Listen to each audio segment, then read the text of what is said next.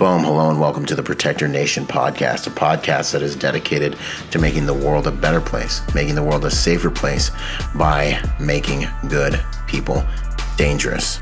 In this podcast, we're going to study and understand what it takes to protect your family, to protect your loved ones, because we all know that you have a few basic needs, food, water, and shelter, but you also have the need to protect those things. In a world and society where evil runs rampant and is sometimes left unchecked, learning how to protect yourselves and your loved ones is becoming more and more important. And so we strive to raise the level of accountability to those who would do evil on this planet by making sure that the sheep, that the flock, is more well-versed in protecting themselves and their loved ones. If that sounds interesting to you, then sit back and enjoy the show. Out. Boom! Yo, what's up, you guys? Byron Rodgers here for another episode of the Protector podcast. The gentleman I'm interviewing today, in my opinion, is somewhat of an anomaly. He's got a very specific set of skills, unlike anything I've ever seen before. So, with no further ado, it's an honor to introduce Jason Johnson. How you doing, brother? I'm doing well. How about yourself? I'm good, man. I'm good. It's an honor to be able to kick it with you, finally catch up. It took us a minute. Yeah, I know. It's an honor here as well, man. I always enjoy watching your podcast and enjoy the content on your page and the knowledge that you bring to the people. So, heck yeah, that's always good to hear, man. No, that means a lot. Really, it honestly keeps me going too.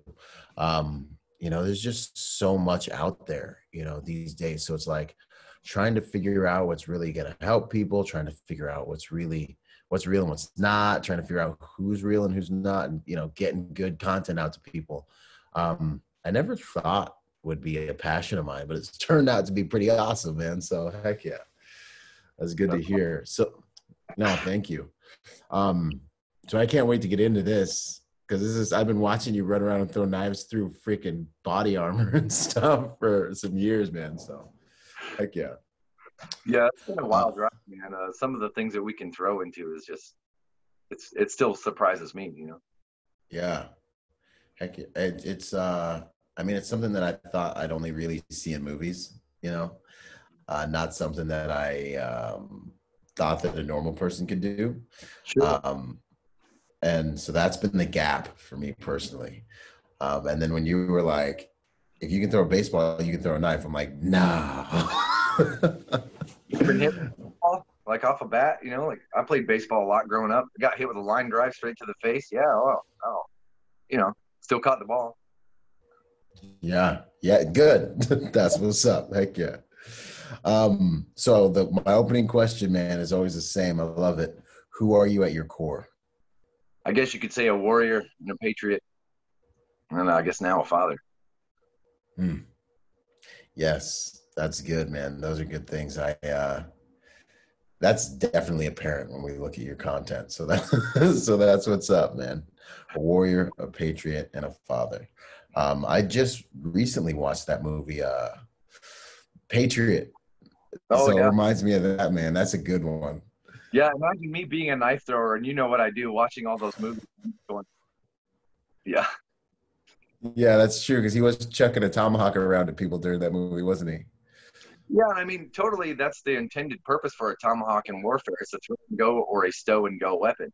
It's just, there's no real, you've got to know what you're dealing with a tomahawk if you think there's a fighting system for a tomahawk, because one thing, if I put that in somebody, you got to put your foot on them to get it out. It don't just come back out, especially a tomahawk with a beard. You know what I mean? So, and like case in point, this is a primal habitat utility cutting tool. See how that doesn't have a beard? It's like the beard is the hangover part. Right. That's what makes it so hard to get out of stuff, right? So when I plunge this tomahawk into something, I can just pull it right back out. It doesn't make my fingers get wider or anything. But it also has a false edge on the bottom here to help assist in pulling it out, like a fireman's axe when I'm cutting through buildings. Because I'm a carpenter by trade, So, yeah, all that knowledge is goes into warfare as well. This is good, man. I'm already digging this. I never knew that about tomahawks. Sometime if you ever get a chance to, like I'm a hunter, man. We grew up hunting, and I haven't done it so much in recent years. So I need to go again, but just actually actually butcher an animal, actually see what it takes to cut ligaments, tendons, to separate meat. You got to get your hands in that stuff to actually know, what it takes to cut something. And in some cases, it can be really easy to cut something, but it can be hard to cut something just depending on what you're doing. I mean, there's all these things, that go involved into blade work, I guess you could say. I would contest that stabbing in a fight is almost ineffective, depending. Now you have to hit just like a bullet, right? There's a difference between a bullet that disables and a bullet that injures. Now, the disabling bullet is usually somewhere in the pineapple, right? In that bowling pin shape right on your head. So if you have a disables, it's going to be getting shot in the shoulder, the leg, or whatever. You got adrenaline dump going on, all these things. So the actual disabling has to happen. Any stab that happens, you've seen guys get stabbed 20, 30 times in a fight and still be standing, fighting, and going. Well, yeah. That's irrelevant to the fight. You know what I mean? You have to actually shut them off to disable somebody. And that's, I know I show a lot of knife throwing and stuff, but my role when it comes to what I teach for, Leos and military dudes and stuff like that is close quarters disassembly. I mean, I use blades like the baby tooth, and this is a blade that I have. This is called the baby tooth, and it's a 9.5-inch blade overall, 4.25 inch or 4.5-inch blade, depending on how I grind it. But yeah, this is a half a pound almost. You know what I mean? This is a formidable blade. It's a fixed blade knife. It's in your hand when you feel it. So when your adrenaline's pumping and you're doing a thing, you have a positive engagement into this blade. You feel it in your hand. It's not a light, twitchy little pocket knife tool. You know what I mean? Yeah. Same. If I throw this in under a second out of my pocket, it blasts you with a pretty good force. You know what I mean? Think of throwing a can of Campbell's at somebody as hard as you can in 10 feet or less. It'll probably send them into the hospital. Yeah. So that's what we want is a honey badger. This is just me fighting to my next weapon or fighting to get away. To hit you first, you hit me. You know what I mean? Because you know what I mean? Wow. Yeah, man. No, that's good. That was like a quick little hip pocket class right there, man. But yeah, there's definitely a difference between a stab and a cut. Like I'm never going to stab. If I stab in, I'm cutting out, right? If I want to disable, I'm going to cut you across the neck. I'm going to cut you across the front of your neck, the flexor tendons, above the knee, right? Anywhere that I can get effectively to cut and tear you apart. So you stop moving. That's what I want to shut you off. Because it's not going to hurt you immediately. No matter what I cut you, unless I take your head, you're not going to be like, oh, I'm done. You've got, oh no. Yeah. I mean, yeah, guts might fall out, whatever else, but if your guts fall out, can you still do this? Absolutely. You know what I mean? Oh yeah. Everything. Yeah, man. No, that's good stuff. We've seen it, man. The guy gets back in the Humvee, he's shot, doesn't know it. Get in the car, you're shot, you don't know it. You got stabbed a bunch of times. You felt like the dude was just punching you really hard. Yeah. And then your freaking shirt's all wet. Like about thrown knife is that look, I can stab you, and it can be almost ineffective. It's just a heat and pressure is what you're going to feel. And but the thing is a thrown blade. Well, I'm throwing a half-pound blade 80 miles an hour or close to it, or a 1.6-pound blade 80 miles an hour. And that's like, well, look at it this way. A bullet's a very lightweight, but it's traveling very fast. So the damage from the bullet doesn't come from it boring a little hole through you, unless it actually penetrates the organs or a heart or, something. It's from the displacement of matter, the spread rate, when that thing goes in at a hyper velocity. That's what causes that shock. You know what I mean? Yeah. But at the same time, it's such a light round. Like I tell guys, and if I the first 5 rounds you fire in an engagement are going to be a bad fucking drain, you'd be like, oh yeah, yep. Because when your adrenaline's dumping, things are moving in slow motion. I hit that guy 5 times. As I'm firing, he doesn't change his course till he registers he's been hit or is disabled. You know what I mean? Or is disabled, yeah. Why is my gun not working? Who put blanks in my gun? You know what I mean? Very common thing to feel when you have to shoot somebody. And so I would contest, look, yeah, I can pull my firearm and shoot, but if I hit you with this blade, now obviously I care, but if I hit you with this blade, it's going to put you on your ass because it's energy equals mass times velocity. So I'm taking a 1-pound blade going 80 miles an hour, and it's way heavier than a bullet. So that's what stops. It's like throwing a brick. Yeah. Well, and you're going to be like, you're gonna be like, oh, like I got hit with there's a knife sticking out of my chest or my leg even. It disrupts your energy. It disrupts your momentum. Exactly. Actually, it's a felt impact. Like it's like if I stabbed you with it and then hit the back with a 40-pound sledgehammer. That's Yeah, that's the transfer of force. The blade doesn't stop. The handle stops. The blade right through. If I don't have a handle scale on that blade, it wouldn't stop. It just go right through you, unless I hit like a shoulder blade, a bone that actually stops some of that energy, because the flesh will just cut right through. So it's crazy. Yeah, no, that's good, because it stops your energy. You kind of have to deal with the fact that you just got hit with it, and then there's a visual register, possibly As soon as I shoot, sound to it. You know what I'm saying? So as soon as blade comes out, or gun comes out right after that, or I throw and go, take 10 or 15 steps running, then stop and plant around and make sure I don't need to assess the threat. Because but am I always going to do that? No, it's circumstance, situation. Right. It's depending on what happens in that engagement. It's just another tool in the toolbox. Now, do I always have a pistol on me? No, but I can throw a knife effectively within 50 feet and guarantee pretty much hit what the hell I want to hit. So that's proven. Yeah. If you guys don't know, Jason can throw these stinking knives, man. He is impressive. You guys got to check him out on his social media platforms. How to do it. That's the thing. I've done all this legwork for 30 years. I could teach you how to that part we got to link up, because that part is amazing to me. That's the real magic, you being able to duplicate yourself. And then what you were saying, go ahead. When I was teaching with Max Mullen, he's an Army Ranger Hall of Famer. He's a good buddy of mine, brother from another mother. Army Ranger Hall of Fame, World Martial Arts, whatever, the International Close Quarters Combat guy. I mean, he's a legend. And really? I taught him how to throw blades, and he's this big guy. He won't even fit in one picture. And he's throwing like hitting the board, falling off. And I'm like, man, how come I can throw a knife through a 2x6 and yours is hitting and just bouncing off? And he's like, I don't know. And I was like, all right. Because what he was doing was he's throwing real hard this big old tree trunk, but stopping it and slowing down, like I'm putting it there. And his knife would just, you kind of stop his arm, like darts. And that knife would hit that board. And I was like, all right, dude, look, the knife is the bullet. Your arm is the gunpowder, and the barrel doesn't stop till behind you. So like a golf swing or a baseball swing, you keep that power on all the way till your arm's behind you, and it'll just tail off the power. Really? Once he figured it out, he threw that knife, and it was a dull knife, for training. And it went through that 2x6, and he's like, I need to sit down. He's like, holy shit. And it was pretty cool watching guys' faces.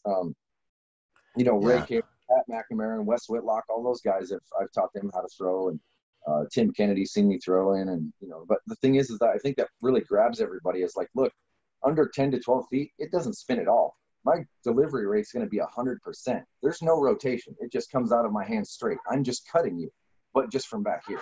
I'm projecting it forward. So it's cut projection, not knife throwing, right? Like in the sense of the word, I'm projecting saber cut, like I would cut you in half straight through, So only after 10 feet does it spin.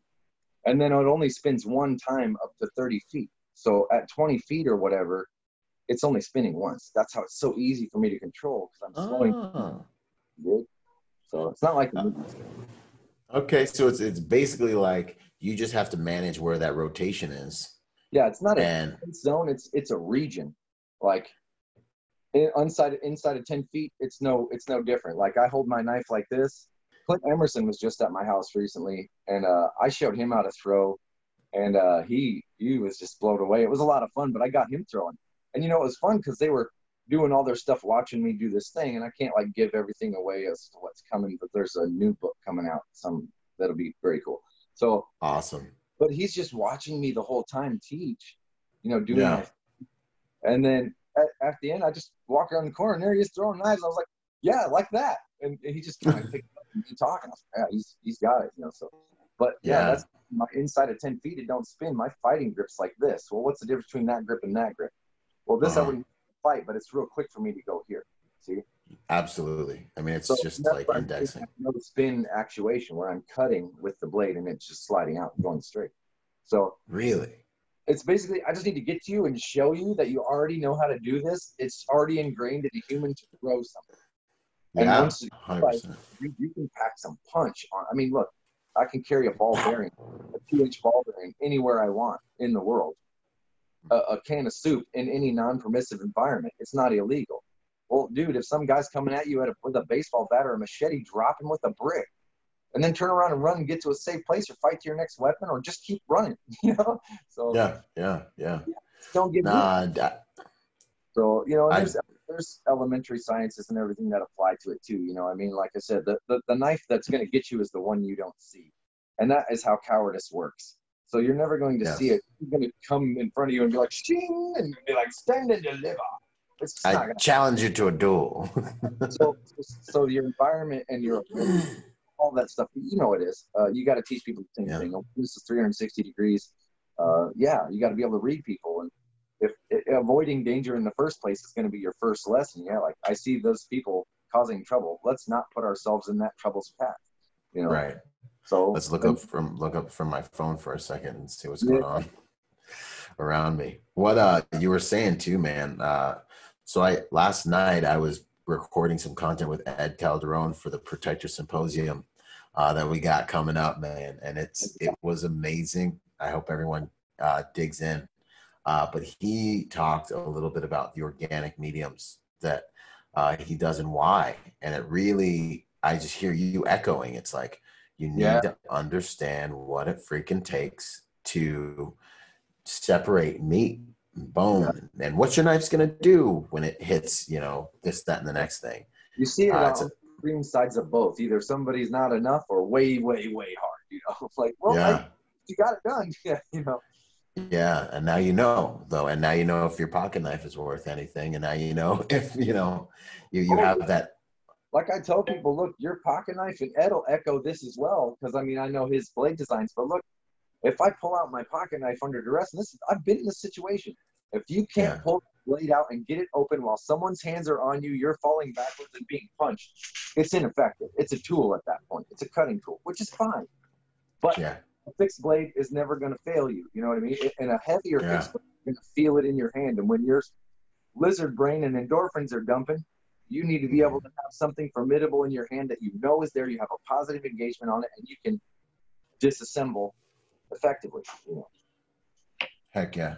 So real quick on your blades, man, like, why have you created them the way you've created them? Like, let's take a look at the design, the shape, like. So the saber tooth is a 12.5-inch blade. Now this is the like the flag or the field blade that I would use in my pack, or like the fighting knife, right? So this itself is about 30 years of my design influence coming from just basically trying all the blades that suck and knowing what I hated about every blade that was out there, and then making one. So this is I got to thank God. He's a Forged in Fire Master Champion. He's the guy that invented the TW90. He's the guy that showed me how to grind knives. Now, I knew in my head what I wanted because I'm a master carpenter, but I'd never made blades before. So that was the deal. Like, he's the guy that helped me on this path. And I had to have, I had another company was going to do it, but they kind of diced things up, which is whatever. And so I decided to make it myself. But the saber tooth is about a 1 pound, 8 ounce blade. It's a 1/4 inch thick steel. This one's a forged scale finish, but there's other ones like, let's see, like this guy has a silver finish on it, where the blade isn't blackened. So I do other ones. This one's got a tan and black handle, but I make all these from scratch. And, they're all custom right now. They are going into production, but as of right now, I'm making them all myself. So the saber tooth, I can put this to about 30 feet, one rotation through, man. I've thrown this blade through 65 layers of Kevlar, through an 85 PSI SAMI head. I can pin hockey pucks to a target. Even the baby tooth went through a hockey puck. I was really impressed by that. But again, they're sharp blades. How do you calculate? Yeah, no, hold up, y'all. He's serious, bro. I seen him throw these things through all kinds of stuff, man. It's real. That's crazy. But anyways, go ahead. Yeah, so the baby tooth is basically its counterpart, and that is the EDC Fixed Blade. This is what a lot of law enforcement guys are requesting, and a lot of stuff like this, because a lot of guys are using this behind like a mag pouch or something. Look, if I'm a cop, I don't want somebody to be able to grab that off me if we're in a struggle. I don't want it to be easily visible or easily accessible. I know guys that'll run them behind their mags, behind their vests here, and to where it's just tied up on the shoulder, doesn't get in the way, it's there. And I show guys, look, this is the grip if I'm underhanded. If I'm an ice pick grip, not this, because this implies that I need to cut away from me. Well, that's an ineffective cut. There's only so many ways a body can move and to deliver an effective strike. So this is for when I'm going to go here and bring it in, right? Like if someone's over top of me, I'm going to pull your head down into my chest. Sorry about the phone thing. I'm going to pull your head down into my chest, and if that won't go, I'm going to cut the flexor tendons that you're holding yourself off me with, and I'm going to rip this down into here, and I'm going to pull your head down into my chest, and I'm going to bring this blade like this, and put it on the inside of your neck, and I'm just, you know what I mean? I'm going to shut you off. If I can't get you down here, I'm just going to go on the front side and pull your throat out. You know what I mean? I'm cycling. So this is a very important thing to learn, that the longer, look, if you got a blade on you, someone's on you with the blade, your time is very, very fleeting. You're already messed up in the situation. A blade can be much more deadly in certain circumstances than a gun. And it just depends on 100%. You know what I mean? So there's certain circumstances to everything. Yeah, I've seen a guy get shot once, fall down dead. All right, cool. Well, I've seen a guy get stabbed a bunch of times and not do anything. At the same time, it's flippy floppy sometimes. Oh, yeah, and I've seen a guy get stabbed one time very quickly in the chest to where you're like, whoa, did he just get? And then he's freaking falling down dead. I've seen guys take. You know what I mean? The guy that stabbed you is inside of him. So like this blade doesn't care about what's inside of you. This blade will just. I can take. Yeah, a lot of things. This is an 80 CRV2 trailing point recurve that I made to pass a little test from Travis Wertz about whether or not I could grind such a blade. So we did one of those, and we put a sweet coffin handle on it, and it's got little hollow grindy fullers that I'm working on the handle still, but there's my logo on the blade. That's how I do, like, let's see if you can see that. But yeah, basically logoed out. Yeah, so that's a trailing point recurve. Something like this might not care as much either. This is called the Crusader Bowie. Check this out. There's a Crusader on it.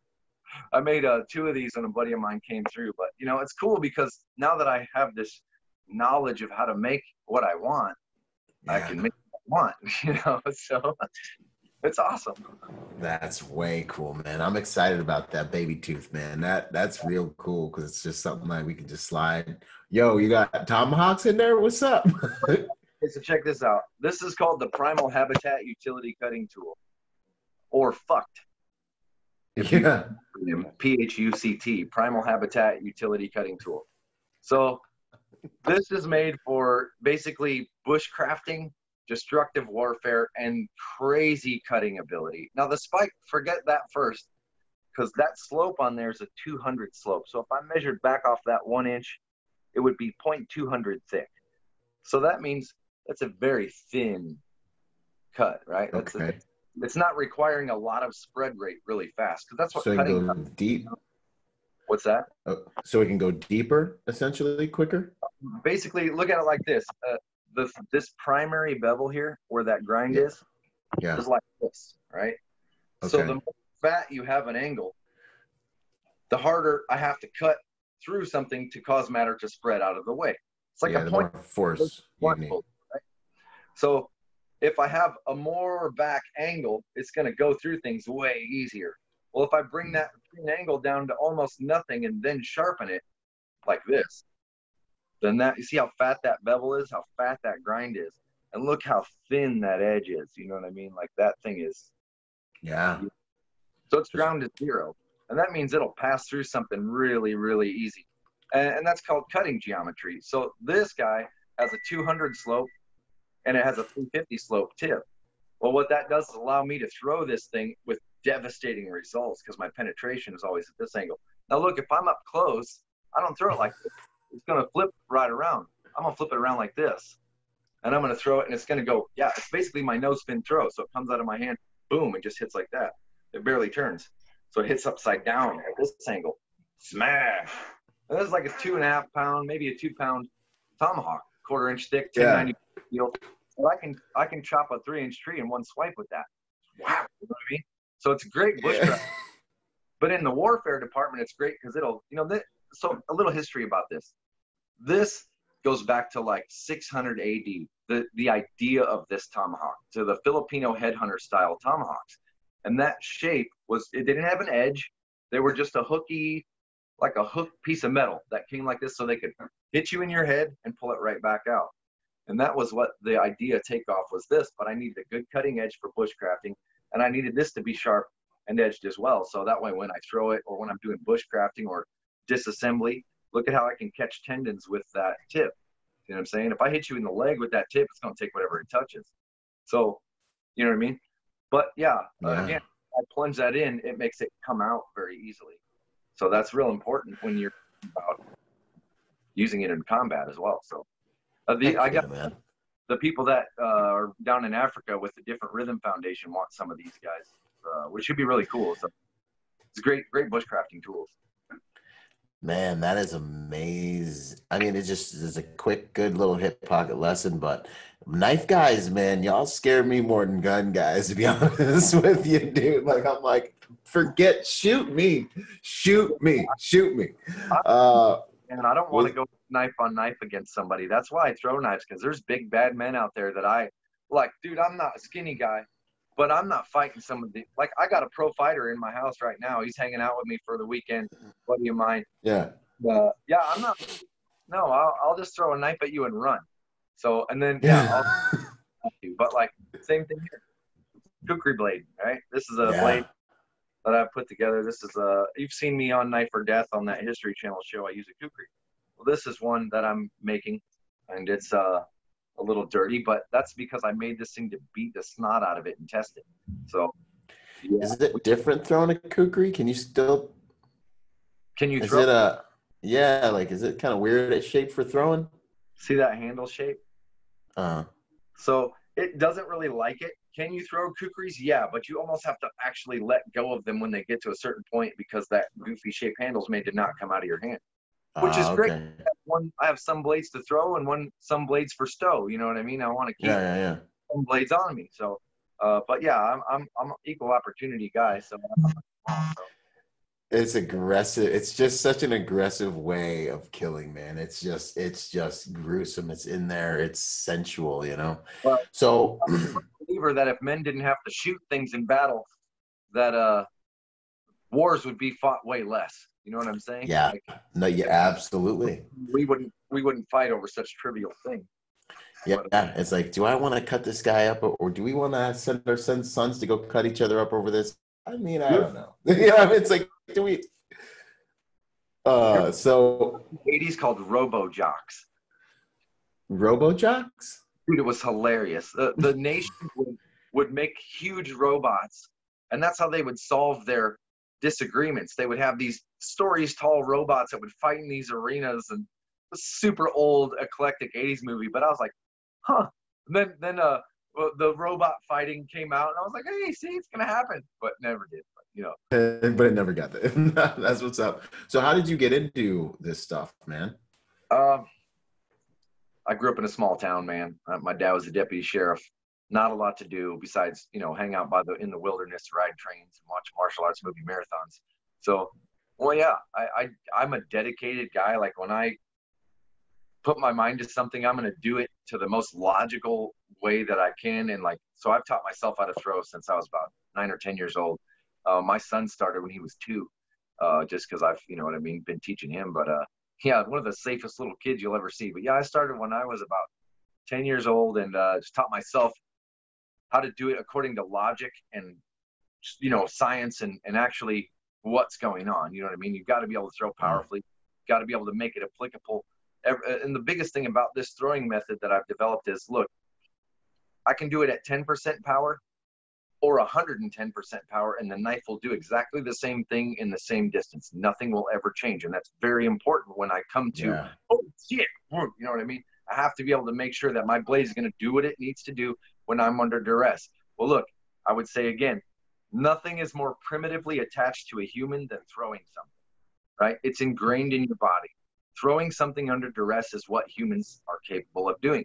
Operating a firearm under duress is something we've got to train to do. You know what I'm saying? This is true. Yes. Being able to do that.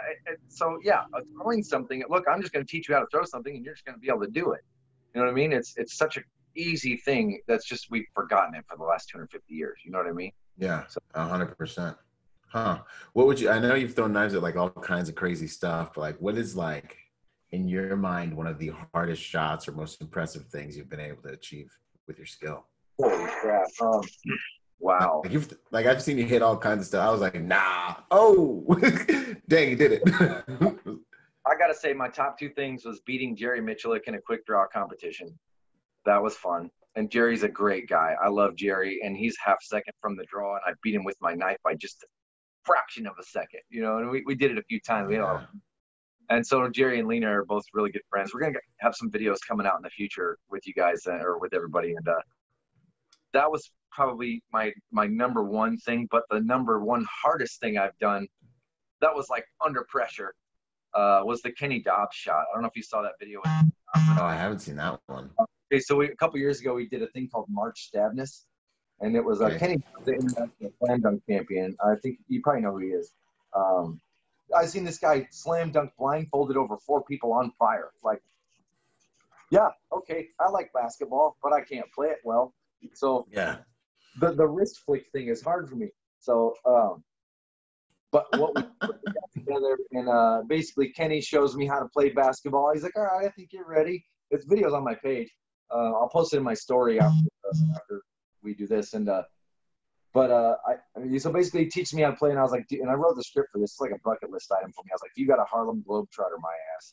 So he does. Yeah. And he's like, all right. And he bounces the ball off my head. I'm like, really? When do I get the ball? He goes to shoot, and I take his 3-pointer out with my knife, pop in and he was right on, and the ball was like, boom, and, you know, off to the side, put the knife through the ball, pops the ball. He's like, what the heck? Are you kidding me? And I didn't hit the backboard. I got it done within like 20 minutes, and it was pretty awesome. So I was super nervous because I didn't want to hit the backboard with the knife. You know what I mean? Because I was like, Kenny, you got to fake me out and go this way, and I'll go the opposite way, because that way he's not shooting right over my head. Yeah. So I could see it. You know what I mean? Because I couldn't see the ball. I was like, where's it at? So, but yeah, I got it done, man, in 20 minutes. I got we took a few takes to do it, because obviously I'm hitting a thrown basketball for a shot, and but I took it out, man. It was awesome, and we made an awesome video about it. Yeah, no, actually, I have seen that. It's just in the bank of things I've seen you do with the knife. I didn't know were possible. No, I have seen. I was like, golly, man.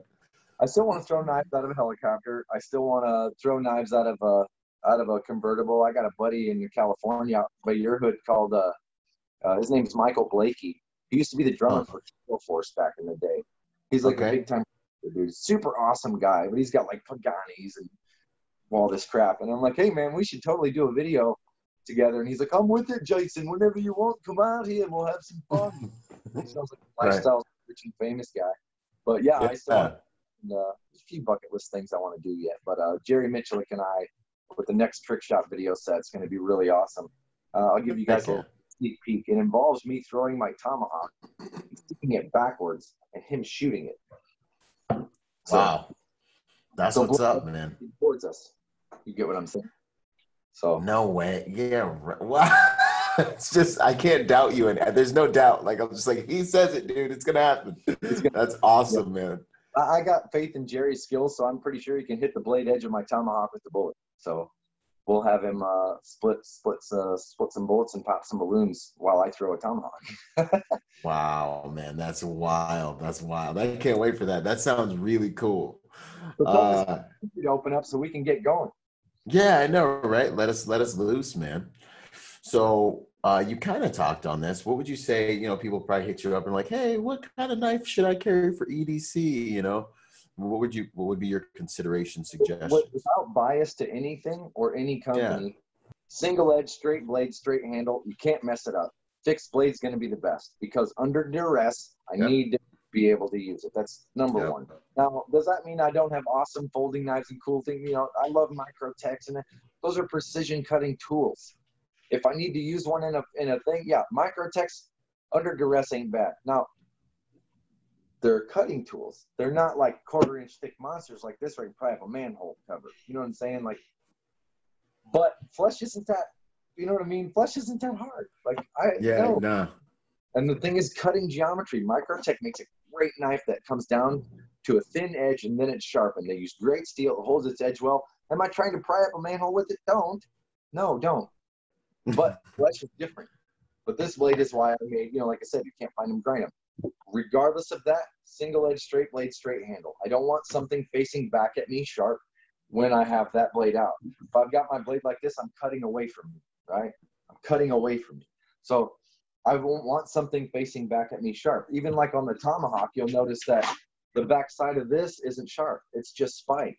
And the reason it's spiked is for bushcrafting. I can plunge in and drag some stuff. Yeah, it's for warfare too. But, well, that's better than that. So why wouldn't I just, you know what I mean? So yeah, you're not going to cut yourself. New stabbing is when our blade is too dull to cut. That's really it. And if I stab in, I'm cutting out, or I'm using it as a lever, I'm going to put it in it's nasty, right? Yeah. A lot of times, people aren't ready for the level of what you actually need to do when it comes to disassembling somebody with the blade. They're not ready for when I say things like, dude, look, when you dig that blade into somebody's neck, and I'm using my back muscles to get this in, you're going to feel that blade edge hit the spine. And you're going to have to power through it. Yeah. Get it off of the spine and wrench that through the spine. When they stop moving, you'll know. You know what I mean? Mm-hmm. But it's gruesome, man. Like, I had buddies, case in point. Some of my city boys. Yeah. We had a high backstrap shot on a deer, and I had a sword, and I was like, hey, you know, you guys can cut through a person and cut a person in half with a sword, and they don't even know it. They're like, whatever. So we left the thing not gutted, and I hung it by the Achilles, you know, upside down. I was like, all right, and I said this, all right, you fuckers ready? And they're like, yeah, whatever. And right as I turned around, I just went, and just sword drove cut, and that deer went and just dropped. Didn't swing on the rope, nothing. And they were just like, oh. And my one buddy's like, whoa, because that smell hit him, you know, because it's like, oh yeah, city boy, everything. Dude, water buffalo beheading ceremony. Look it up. Little bitty girl guy, a little Nepalese dude with a kukri, just water buffalo, like right in front of the shoulders. Nothing. Isn't that in Apocalypse Now? I think it is. They do one of those. The thing is, they twist it up. Like, yeah, everybody uses that water buffalo. That's food for the village. That's a sacrificial thing. That's a blessing for each military. Every village in Nepal gets one of those 2-foot kukris. I've held one. They're freaking amazing. But they're thin ground, made to do that ceremonial cut. They want to respect that animal to not leave part of it undone. You know what I mean? Right. It's the quickest, most effective way to not induce adrenochrome into the muscles when you're taking an animal. And I'm a big believer in that because, look, if I shoot a deer, I don't want its adrenaline dump into the muscles. It makes it taste gamey. It makes the meat tough. It's dressing the animal. You know what I mean? Like, just take its head. Shoot it in the head. Yeah. Brainstem. If you're zoned in, you know where you're shooting. Why would you want to shoot it in the heart and chase it a mile? You know what I mean? Yeah. So, you know, if you can get those shots, take them. But, yeah, heck yeah, man. What would you say about all the knife throwing we're starting to see in movies, man, like with John Wicks and the Expendables and stuff like that? Like, is it, I mean, just going ahead, just break it down. I'm gonna put this out there. Y'all need to call me. Now, I know Taryn, he wants me to come out. We're planning on doing that once things open up, and that's cool. But they've been needing to call me. I know. I'm late to the game. I didn't say I was there, but y'all need to call me because it's not. Okay, you want to know what the most realistic knife throw in a movie scene ever was that I've seen? Huh. You remember that movie Predator? Yeah. Oh, yeah. And he goes, fix a blade about this long, and it's straight, and he goes, boom, and throws it to that guy, and it pins him to the wall, and he goes, stick around. Remember that? Yes. Yeah, absolutely. That's absolutely how that shit would go down. However, the things they fucked up were the guy wasn't screaming in bloody murder pain. He just died right away. He just hung there. I was like, dude. And then he pinned to like a Rick Shack wall. I was like, there's no even, wasn't it a wall? An actual solid wall. But the point was that blade would have went right through that dude and pinned him or knocked him down to whatever the fuck is behind him. Absolutely. Really? Absolutely. Man, that's wild, dude. It just seems so powerful, man. No, like if I take this handle scales off the knife and it's just flat, it'll go right through you. Like just people don't realize when you're alive, your bones are soft and cuttable. Like I take an arm, just whoop, clean on the angle, because they're flexible and soft. That's how you don't break a hip when you fall. When you get old, they start getting harder. But we don't have. If you ever cut a part of deer, you take its front hoof. When you look at that bone structure, you cut that in half and look at how thick that calcium is on that bone just there. Then you go up to the next joint and cut that thing apart and look at how thick the calcium is around the bone there. It's not. Those hooves are made for fighting, for clanging. You know, they're made to be tough because nature knows them up. You know what I mean? So, yeah, bones on a human they're tough, but they're cuttable, super cuttable. Man, there's like a whole bunch of information like IQ that you're pulling from a lot of stuff you're doing with the animals, man. That's good information for people to really have, man. That organic medium is huge.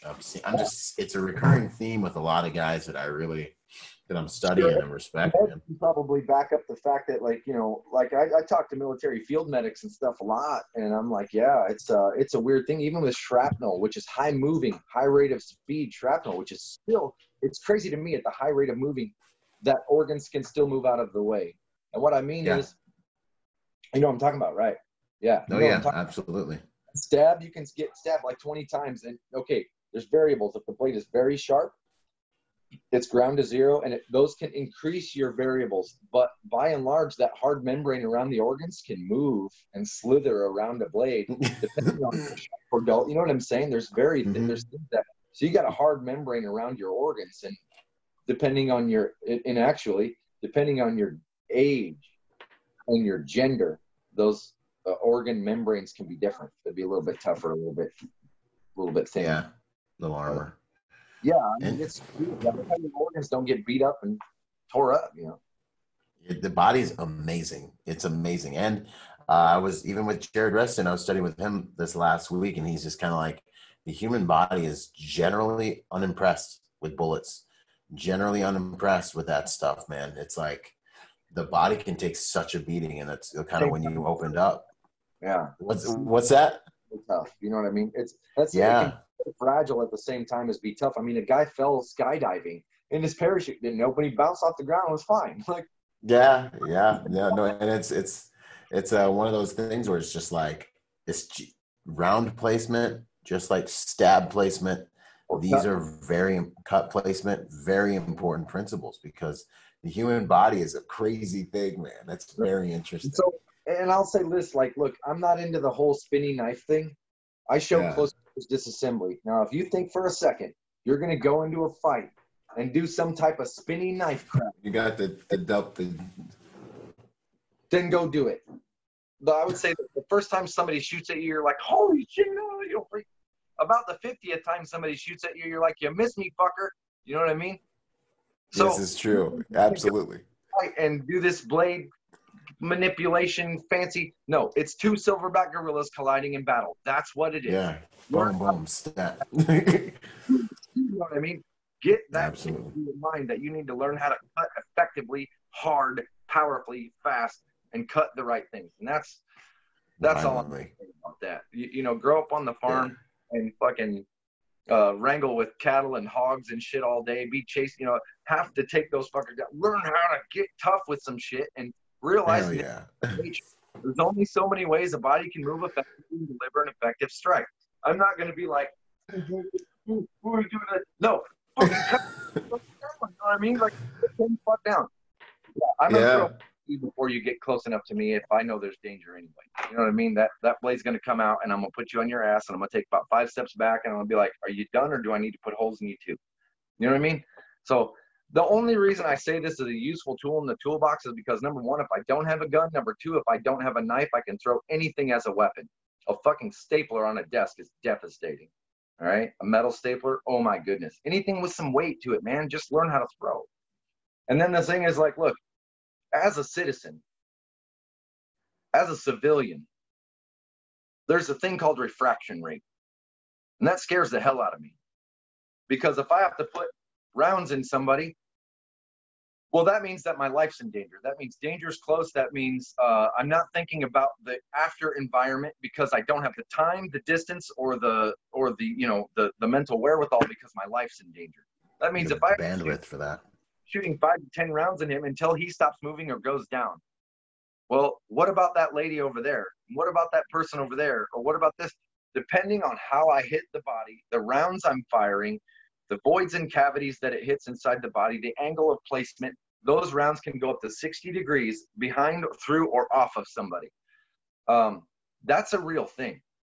That's a real thing. We had a guy that was filming for cops here in Omaha die because a round went through a guy and 45-degree angled out of him and got him, you know, he's had his camera like this. It got him underneath his vest, you know, right in that spot where, and killed him. His family ended up suing the city and won. And I'm like, why would they win? He's filming for cops. You know what I mean? I wouldn't want that from my family to sue because that's my job, you know. Anyway, but yeah, that refraction rate's a scary thing, because if I'm in a crowded area and it's danger close and oh shit, I'm going boom and I'm pulling out overkill. A pistol's overkill at close quarters, especially when it doesn't get that effective right away. You got to hit that spot. No, it's just, there's refraction rate. So you got to take that into consideration or not, because there's a lawyer attached to each one of those rounds that you fire. And if that goes through and hits some poor lady's kid, you're not going to be able to sleep with yourself. So know what your tools are.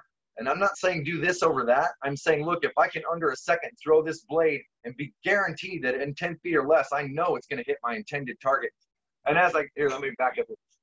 If I do this,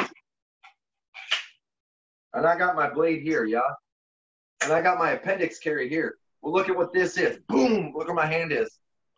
Shirt's up, pistol. See what I'm saying? So it's, yeah, we're already getting to work. Or it would look like this: stick, turn, run, grab pistol, plant. You see what I'm saying? So there's a thing. Or let's say we're close: foot, knife, and go. You know what I mean? It's just it's learning how to use your body in effective ways, and what's actually going to work according to what you need to do. So yeah, I'd rather take a cut on my leg than a cut to my arm or my chest. I'm gonna push kick you hard, and I'm gonna throw a blade at you and turn and run. And then if you're still, I'll pick up something else and blast you with it, or I'll shoot you. You know what I mean? Mm-hmm. So it's just use your environment, use your brain, use the honey badger. I call that the honey badger because, you know, I'm striking you first, hard as hell. This blade will put someone on their ass. But the baby tooth is, like I said, I can throw that baby tooth through a hockey puck, which surprised me. I was like, wow, because a hockey puck is serious, pretty you know. Dense. Yeah. Yo, man, I love how like violent and aggressive. It's just manliness. You know what I mean? Like this is, and it's violence, you know, male or female. You got to be able to achieve that. And it's good for people to see it.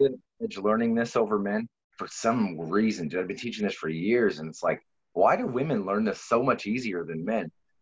Just the throwing portion. Yeah, they got to learn to be more aggressive. Women do, but throwing, they're like, they get it so easy. Like Jamie Villamore,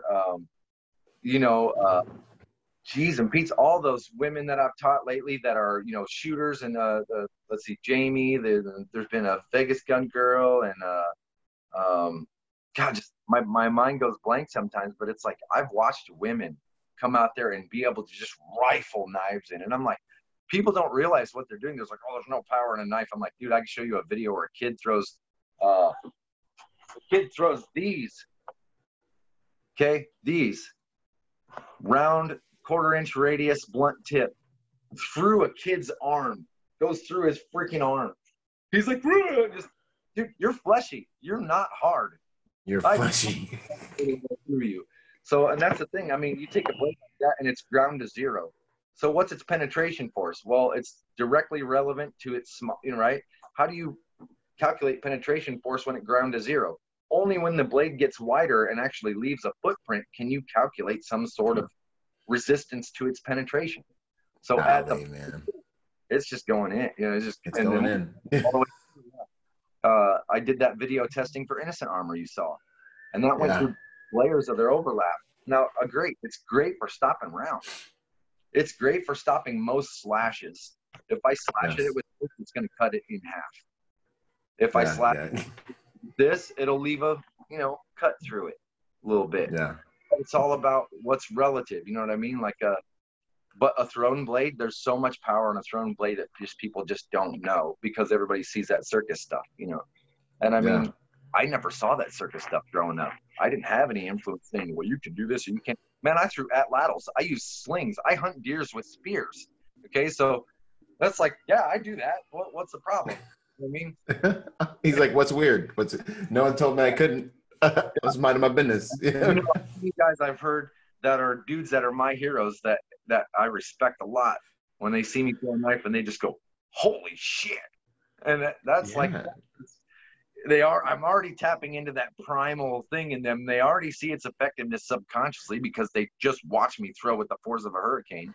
And they're like, I want that. I want to do that. So 100%, dude, because it's like you didn't even know it's a possibility. It's like whoa. It's like a lost art. Like, what happened here?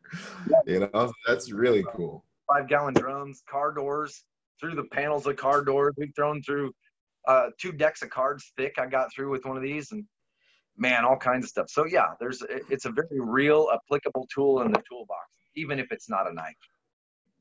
Okay. Here's what I say to people real quick.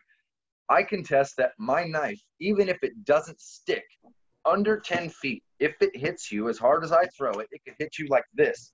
It's going to do the same thing in the same amount of time that I need it to do what it needs to do, whether it sticks or not. All right. So, and basically what that means, whether it's a sizable rock or a knife, it's still going to do what I need it to do. It's going to allow me to fight to my next weapon or fight to cover. You know what I mean? So it takes throwing and puts it back on the table as a combat effective, just concept, tool, tactic. Really. Right. It's like, yo, throw some trash.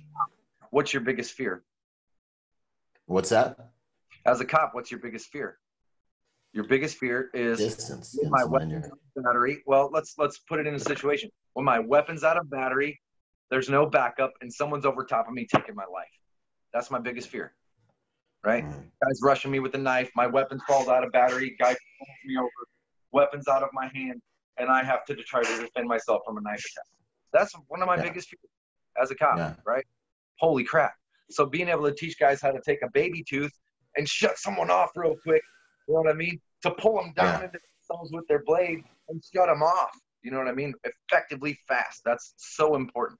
Look, it's going to be a momentary thing. If I can't cut across, like, because here's the posture. If I'm on top of you, right? That's the posture. I'm holding you down, trying to, if I can't get your head down, I'm cutting across your arms, which is the flexor tendons. You're going to immediately try to bring that up in you, which allows me to pull your head down, and this isn't going to work either. And if I can't get my blade, and basically what I'm doing is I'm putting the blade over and I'm hitting your neck with my forearm. I'm not trying to stab myself. I'm just hugging you. And I pull you in and I put it in the spine. If I can't get your head down to do it over the top, I'm just going to go on the front. I'm going to put it right in the side of the neck and just cut that shit right out. Well, it's like most... You know what I mean? And yeah, absolutely. And the general kind of, I'd almost say reflexive tactic everyone tries to use is they pummel on top of you and then they go for that kind of ground and pound. And if you, I mean, I had a situation with a guy outside of a, outside a club one time, and the dude was like 300 some odd pounds. Like he was way bigger than me. And I remember being like, and I had my girl with me, and he was getting all weird, and he was like, yeah, crazy things happen in the nighttime. And like, I remember thinking to myself, this dude's going to overpower me. He's going to come at me. I'm going to embrace him. I had a fixed blade. I had a Delta dagger in my appendix. I was like, I'm going to just draw. I'm going to take him. I'm going to suck him in, and I'm just going to get to work. I'm going to cross my legs up on top of him. I'm going to hold on, man. Start doing this. Yeah. Right? Because you want to open them. You want to open them. You want to open them. Mm-hmm. And that's the stabbing is going to be ineffective. What are you hitting? You're hitting his lungs. You're not going to be able to hit his spinal cord by and large because of the channel that it runs through in your spine. Okay. You have to dig in and get on, like, here's the spinal cord. You actually have to go here and dig and cut in. You know what I mean? You have to separate those vertebrae. That's tough to do, especially in human vertebrae, because the structure of the vertebrae, the way that the ribs are connected to it, the shape of that vertebrae has a lot of edges that don't allow you to get that blade in. That's why I'm saying here in the neck, because the vertebrae are very stacked. They're not shaped like the ones in your back so much. So you can get in between them, but the easiest way is on the inside of the neck. So look, if I put that blade, if I go across somebody's neck, I'm going here and I'm pulling that up just to get it in here. And I'm just going to insert it. I'm not stabbing them. I'm just going... I'm using my back muscles, and I'm just going here, and I'm just going, and they're going to start screaming and trying to get off me at that point. And I'm going, and we're too far from there. Yeah, we're too far for that. You're not getting up now. So, but man, it's interesting. All things considered, look, if I can get here, if you're rushing me with the blade and I can get here and hit you with my arm and swipe across your knee or your legs, you're dropping. I'm taking, those muscles are going to go whoop up into your legs when you try to hold yourself up and you're going down. At that point, I just tried to save your life. what I'm just saying? saved your life. Yeah. No, I completely. Yeah, no, that's good stuff, Going up man. to somebody is my attempt to save their life. Absolutely. Yeah. What would you say? Okay, so closing questions, winding this bad boy down. I got a new question I'm asking. Nominations. Who would you nominate to be on the Protector podcast and talk to people about personal, all this type of stuff, man? Oh, that's a good question. I don't want to say anybody you've had already. Man, who would be a good guy? Max Mullen. Max Muller. Huh? Oh, Max Mullen, Mullen. He's an Army Ranger Hall of Famer. One of my good friends, man. Okay. Awesome, man. Connect us. Some awesome stories. He is very, very awesome to listen to. Listen, I was at a Army Ranger Hall of Fame shoot. They gave me a big award ceremony and all this stuff. Embarrassed the crap out of me in front of all these like Vietnam vets. There was one guy. Dude, this guy went to go get some POWs out in Vietnam, or some. They weren't POWs. They were just like fighters or whatever. I heard the story like earshot. This guy goes in and flies a helicopter into VC territory, gets shot down, still gets the guys, steal a VC helicopter, fly it back to our side. They get shot down by friendly fire and still make it back. Nobody died. It's like, holy shit, this guy's a fucking war hero, dude. Good Lord, man. And nobody knows. And you just tell stories with your boys. No one believes you. And it really happened. And then you know what I mean? You're just like, yep, it's wild, man. That's wild, man. That's crazy life, man. Yeah, I'll shoot you his information. Max Mullen. He's a great American, man. Exceptional guy. Yeah, I think I saw something in your content or something where he's talking about learning to throw knives from you, or he's talking about what it was like training with you. It was pretty amazing, actually. Yeah, I appreciate that, man. And that's the thing. Like, those dudes are my heroes. So to get some of the stuff like that from them, like, I couldn't even ever put that on my bucket list because I'm like, I didn't even know that was possible, you know? That is awesome. No, it's a beautiful feeling in life. That's priceless. What would you say favorite quote, mantra, saying would be? Man, that's a good question, dude. Quote, something you live by, you know? My favorite quote. Hey, yeah, I got one for you. I'd rather die on my feet than live on my knees. Yes. that sounds like you, man. And it's the way more people need to be, in my opinion. Because it's busy working at the moment. You know what I mean? What's that? I think a lot of us are, but the silent majority needs to speak up for sure. Yeah, man, we're busy working, and then it's like it's one of those things where it's like, is this really gonna have to happen? You know what I mean? Like, you're kind of like, and I think everyone's kind of like just waiting to see how bad it's really gonna get, which takes on a momentum of its own, because then it gets actually badder than you need to let it get, right? And then it's kind of like you got to bring it all the way back, you know? I think the silent majority is there, alive and well. I think the American exceptionalism is alive and well. I think that the days of Whitney Young are not forgotten. But I think most people got to work. And I think the media likes to spin it and make us feel like we're alone, and make us feel like, you know, we're not together. Like, we don't have liberty. Like, we don't have our brothers and our Constitution. I mean, gosh dang it, man, I'm Polish.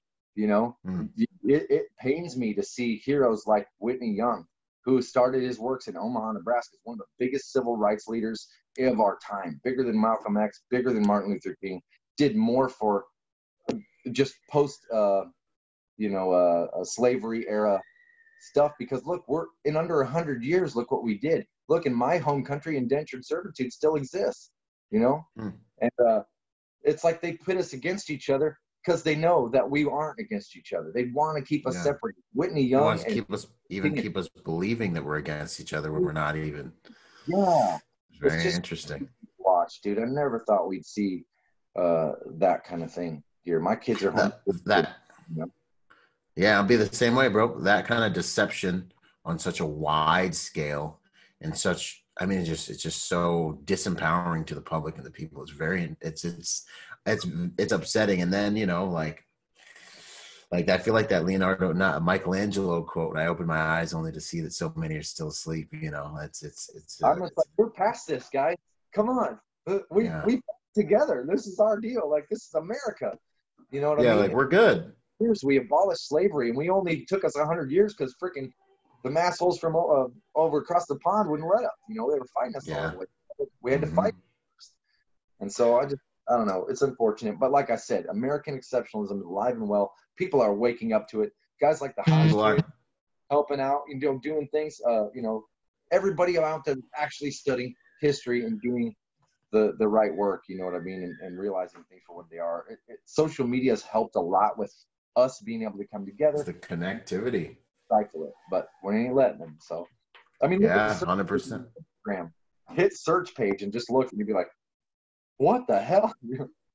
And now they're trying to find a way to censor the social media and control the narrative there, because they control the media and what you get to watch on TV. And now we're trying to post stuff on social media, and they're shutting things down. Like, I mean, I post that Plandemics interview, and I asked my followers, yo, send this to me, because they keep shutting it down. Every time it gets sent to me, it gets shut down in like a few hours. And I'm sitting here like, yo, there's really stupid stuff on the internet. There's child porn all over the internet. There's pet psychology all over the internet. And you guys mean to tell me that this one documentary is so dangerous that you have to take it off the internet? They don't have the authority to do Maybe. that. And they shouldn't be allowed exactly the authority to tell me what I get to watch. Well, from what I understand, Section 230 of the CDA said basically whether you have to either choose whether or not you're operating as a publisher or a platform, and they got called to task for that for the government. They said, yeah, we're a platform, not a publisher. Okay. They got fined millions of dollars. They just paid it and kept doing what they were doing. How would you like to be remembered, brother? For the guy that defined, and for being the guy that defined what knife can actually do. You know what I mean? My whole life goal is to show the world what knife throwing and knife work can actually be and accomplish. Wow, that's good. What knives can act? That's definitely who you are to me, man. Like, you've blown my mind with the stuff I've seen you do. And I'm like, what? I had no idea, bro. Would you say a habit or just thing that you have in your life that you think people should consider that makes them better people or better protectors?